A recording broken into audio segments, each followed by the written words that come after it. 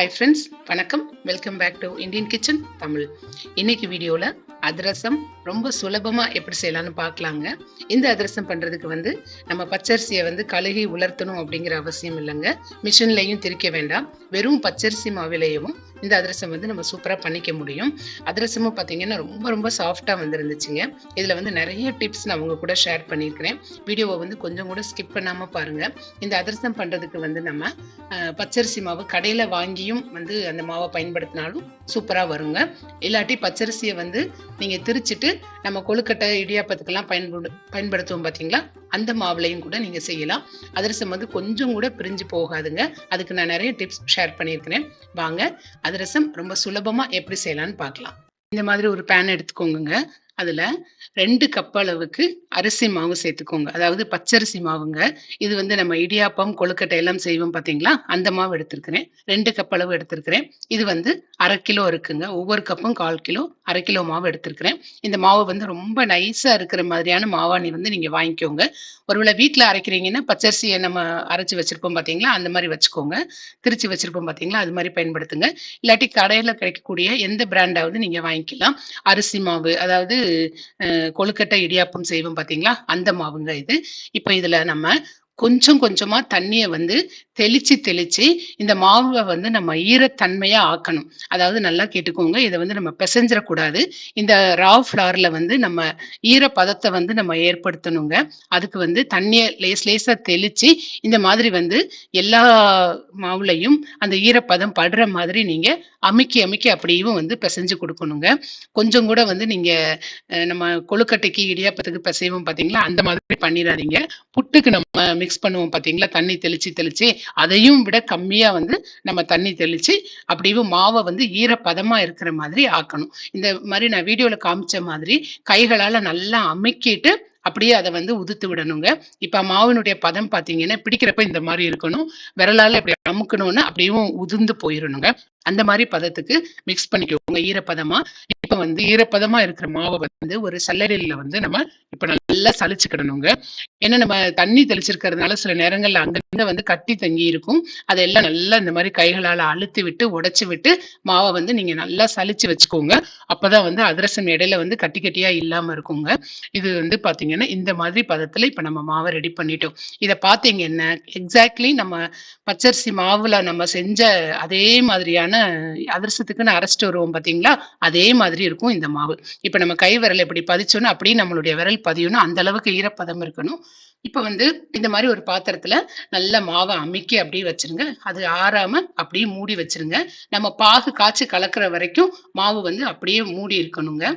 இப்ப ஒரு கடாயில 2 கப் அளவுக்கு வெல்லம் எடுத்துக்கோங்க. 2 கப் அரிசி மாவுக்கு 2 கப் வெல்லம் சரியா இருக்கும். 1/2 கப் அளவுக்கு தண்ணி நான் சேர்த்திருக்கிறேன். இப்ப இதை நம்ம நல்லா கரைச்சிக்கிடணுங்க. இந்த பாகு பதம் ரொம்ப ரொம்ப முக்கியம் அதிரசத்துக்கு. அது சரியில்லாம போனா கூட அதிரசம் அப்படியே எண்ணெயில போட்ட உடனே பிரிஞ்சு போயிருங்க. இப்ப நல்லா இந்த மாதிரி கரைச்சிக்கோங்க. இது மாதிரி ஒரு தட்டுல இல்ல ஒரு பாத்திரத்துல தண்ணி எடுத்து வச்சுக்கோங்க. பாகு பதம் செக் பண்றதுக்கு. பாகு நல்லா கரைஞ்சு இந்த மாதிரி முத்து முத்தா வர ஆரம்பிக்கும்.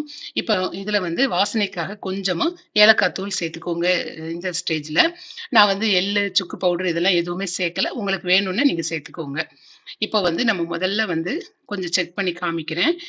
கொஞ்சம் தண்ணியில அப்படி போட்ட உடனே பாத்தீங்கன்னா அப்படியே ஸ்ப்ரெட் ஆகுது. கையால என்னால அதை அப்படியே ஒன்றும் சேர்க்க முடியல.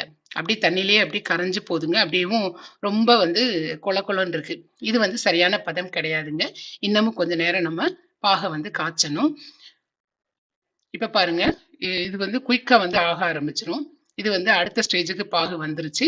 இப்ப நான் மறுபடியும் தண்ணியில உங்களுக்கு போட்டு காமிக்கிறேன். பாருங்க, ஒரு விரலால இப்படி சேர்க்கிறப்ப எல்லாமே ஒண்ணு சேருது. அதை நான் இப்படி இப்படி எடுக்க ஆரம்பிக்கிறேன். பாருங்க, கொஞ்சம் அப்படி தக்காளி பதம் மாதிரி அந்த மாதிரி உருண்டு வருது லேசா. இதுதான் சரியான பதம். நான் திருப்பி ஒரு தடவை உங்களுக்கு காமிக்கிறேன். இப்ப பாருங்க, இந்த மாதிரி விரலால தள்ளுறேன். நேரா அப்படியும் சேர்ந்து வருதுங்க. இப்ப நான் இப்படி எடுத்துட்டு அப்படியே கைகளால பாத்தீங்கன்னா ஒரு ஜாம் மாதிரி வரும். தக்காளி ஜாம் மாதிரி இப்படி வரணுங்க. இது சரியான பதம். இதை விட முருகிருச்சுன்னா கூட பாகு நம்மளுக்கு சரியா வரலன்னு அர்த்தம். அதாவது மாவு இறுகிருங்க. இதுக்கு முன்னாடி போட்டாலும் ஒரு மாதிரி கொல கொலன்னு ஆயிரும். அதனால இந்த பதத்துக்கு சரியா நீங்க வச்சுக்கோங்க. இப்ப நம்ம பிசைஞ்சு வச்சிருந்த மாவை நல்லா உதுத்து விட்டுக்கோங்க. உதுத்து விட்டுட்டு இப்படியே கொஞ்சம் கொஞ்சம் மாவு வந்து தூவி விடுங்க. தூவிட்டு நம்ம வந்து அப்படியும் கலந்து விடணுங்க. உங்களால சிங்கிளா வந்து செய்ய முடியும் அப்படின்னா செஞ்சிருங்க. இல்லாட்டி யாராவது வீட்ல வந்து ஹெல்ப்க்கு கூட்டிக்கோங்க. இப்ப பாருங்க, கொஞ்சம் கொஞ்சம் மாவும் நம்ம கலக்குறோம். எல்லா மாவையும் அப்படியே வந்து போட்டேன் நானு. போட்டுட்டு கட்டி இல்லாம நம்ம நல்லா வந்து அப்படியே கலந்து விட்டுக்கிடணுங்க. நீங்க வந்து டென்ஷனே ஆக வேண்டாம். இந்த மாதிரி மாவுல ஈரப்பதம் இருக்கிறதுனால கொஞ்சம் கூட மாவு அப்படியும் இருகாதுங்க. பாகும் வந்து சரியான பதத்தில் நம்ம செஞ்சிருக்கோம். அதனால மாவு இருகவே இருகாது. இப்ப பாத்தீங்களா, சரியான பக்குவத்துக்கு மாவு இருக்குது. இந்த மாதிரி நல்லா வந்து ஸ்டவ்ல வச்சேவும் நீங்க கிளறுங்க. இப்படி கிளறப்ப வந்து நீங்க ஸ்டவ்வை வந்து ஆஃப் பண்ணிருங்க. ஏன்னா உங்களுக்கு இன்னி வந்து ஸ்டவ் நமக்கு தேவை கிடையாது. அதனால நீங்க ஆஃப் பண்ணிடலாம். மாவு போட ஆரம்பிக்கிறப்பயே வந்து ஸ்டவ்வை நீங்க ஆஃப் பண்ணிடலாம். இப்ப பாருங்க, நம்ம நல்லா வந்து கலந்துட்டோம். மாவு அவ்வளவு பக்குவமா இருக்குங்க. இதுதான் வந்து சரியான பதம் அதிரசத்துக்கு. இதுல வந்து மாவுல ஈரப்பதம் இல்லாட்டி போட்ட உடனே அப்படியே இறுகிருங்க. அதனால ஈரப்பதமா இருக்கிற மாதிரி பாத்துக்கோங்க. பாகு வந்து நீங்க முறிஞ்சிட்டாலும் மாவு போட்ட உடனே இறுகிரும்.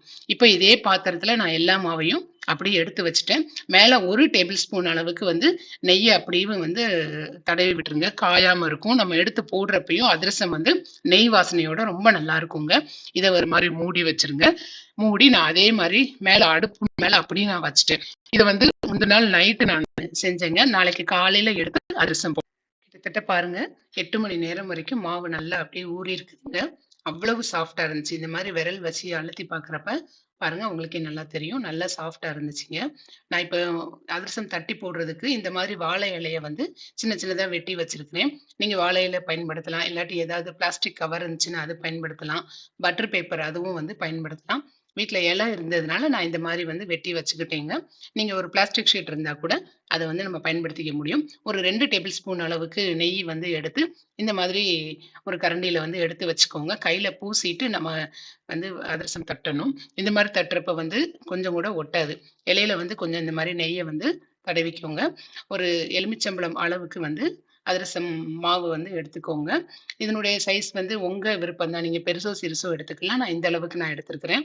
இந்த மாதிரி நல்லா உருட்டிட்டு இலையில வச்சுட்டு கை விரல்களால வந்து மெல்ல இந்த மாதிரி வந்து அழுத்தி விடுங்க. இப்ப அதிரசம் தட்டுறது பாத்தீங்கன்னா ரொம்ப வந்து தின்னாவும் தட்டக்கூடாதுங்க, ரொம்ப திக்காவும் இருக்கக்கூடாது. நான் வந்து ஓரளவான மீடியம் சைஸ்ல வந்து தட்டி இருக்கிறேன். இந்த மாதிரி இருக்கிறப்ப பாத்துக்கோங்க. இந்த மாதிரி இருக்கிறப்ப வந்து அதிரசம் வந்து ரொம்ப சாஃப்டா கிடைக்கும். ரொம்ப அப்படியே ட்ரை ஆகாம நல்லா சாஃப்டா இருக்கும் ஆறுனதுக்கு அப்புறமா.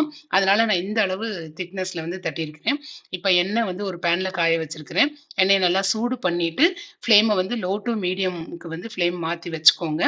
அதாவது அதிரசம் வெல்லம் சேர்த்ததுனால போட்ட உடனே அப்படியே வந்து கருகும். அதனால கவனமா பார்த்து எடுக்கணும். இப்ப மெல்ல நம்ம தட்டின அதிரசத்தை வந்து நம்ம எண்ணெயில சேர்த்துடலாம். இப்ப பாத்தீங்கன்னா ஒவ்வொரு சைடும் வந்து ஒரு 30 செகண்ட்ஸ் தான் வந்து அதிரசம் இருக்கணுங்க. டக்குன்னு வந்து இது கருக ஆரம்பிச்சிரும். அதனால போட்டுட்டு உடனேவும் 30 செகண்ட்ஸ்க்கு உள்ளேயேவும் இதை அப்படியே வந்து திருப்பிடுங்க. இப்ப இந்த மாதிரி இதுலயே வந்து இதை அப்படியே திருப்பி போட்டுருங்க. 2 பக்கமும் வெந்து கரெக்டா வர்றப்ப வந்து அப்படி நம்ம எடுத்துடணும். பாருங்க, அவ்வளவுதான். இதுக்கு மேல வந்து ஸ்டவ்ல நம்ம வைக்க கூடாது. இப்போ ஒரு தோசை பிரட்டிக்கு மேல வச்சுட்டு இந்த மாதிரி அமுத்துனீங்கன்னா எக்ஸஸா இருக்கக்கூடிய ஆயில் எல்லாமே வந்து வந்துடும். இப்ப நம்ம சூப்பரா ரெடி பண்ணிட்டோம். வீட்டிலேயே தயார் பண்ண பச்சரிசி மாவுல அதிரசம். இந்த அதிரசம் பாத்தீங்கன்னா அவ்வளவு சாஃப்டா இருக்குங்க. அதே மாதிரி மீதி இருக்கிற மாவு எல்லாத்தையும் இந்த மாதிரி தட்டி சேர்த்துக்கோங்க. இப்போ வந்து உங்களுக்கு நான் சில டிப்ஸ் வந்து நான் இது கூட ஷேர் பண்ணிக்கலாம்னு நினைக்கிறேன். எண்ணெயில போட்ட உடனேயும் சில நேரங்கள் அப்படியே மாவெல்லாம் வந்து பிரிஞ்சு போயிரும் அப்படிங்கிற கம்ப்ளைண்ட் வரும் அதிரசம் பண்றப்ப. அந்த மாதிரி உங்களுக்கு ஆயிடுச்சு அப்படின்னா பாகு கரைக்கிறதுலயோ இல்ல மாவு மிக்ஸ் பண்றதுலயோ ஏதாவது நீங்க தப்பு செஞ்சிருந்தீங்க அப்படின்னா அந்த மாதிரி ஆயிரும். சோ அந்த மாதிரி ஆனதுக்கு அப்புறம் என்ன செய்ய அப்படின்னு யோசிச்சீங்கன்னா இந்த மாவு கூட கரெக்டா 2 டேபிள் ஸ்பூன் மைதா மாவு சேர்த்துக்கோங்க. சேர்த்துட்டு அந்த மாவை நல்லா பிசைஞ்சு கொடுத்துட்டு இப்ப நான் சொன்ன மாதிரி சின்ன சின்ன எலுமிச்சம்பழம் அளவு எடுத்து உருண்டைகளை உருட்டி போடுங்க. மாவு உங்க சொன்ன பேச்சு கேட்கும். துளி கூட வந்து பிரிஞ்சு வராதுங்க. இது வந்து உங்க ஒரு டிப் உங்க கூட ஷேர் பண்ணிக்கலாம்னு நினைக்கிறேன். இப்ப நம்ம வந்து சூப்பரா ரெடி பண்ணிட்டோம். மணக்க நெய் அதிரசம் ரொம்ப சுலபமா. இந்த அதிரசம் நல்லா ஆறுனதுக்கு அப்புறமா ஏர்டைட் கண்டெய்னர்ல ஸ்டோர் பண்ணி வச்சுக்கோங்க. இதே மெத்தட்ல வந்து நீங்க ஃபாலோ பண்ணுங்க. அதிரசம் வந்து ரொம்ப ஈஸியா பண்ணிடலாம். இப்ப பாருங்க எவ்வளவு சாஃப்டா இருக்கு. நான் பிச்சு காமிக்கிறேன் பாருங்க. வீடியோல பார்த்தாலே தெரியும் அந்த அளவுக்கு வந்து சாஃப்டா இருந்தது. நான் டேஸ்ட் பண்ணி பார்த்துட்டேன். கண்டிப்பா வந்து இந்த தீபாவளிக்கு இந்த அதிரசம் வந்து நீங்க ட்ரை பண்ணுங்க. இந்த வீடியோ உங்களுக்கு ரொம்ப பிடிச்சிருந்துச்சுன்னா மறக்காம இந்தியன் கிச்சன் தமிழ் சேனலுக்கு சப்ஸ்கிரைப் பண்ணுங்க. தினம்தோறும் திருமண விருந்து உங்கள் இந்தியன் கிச்சன் தமிழில். தேங்க்யூ.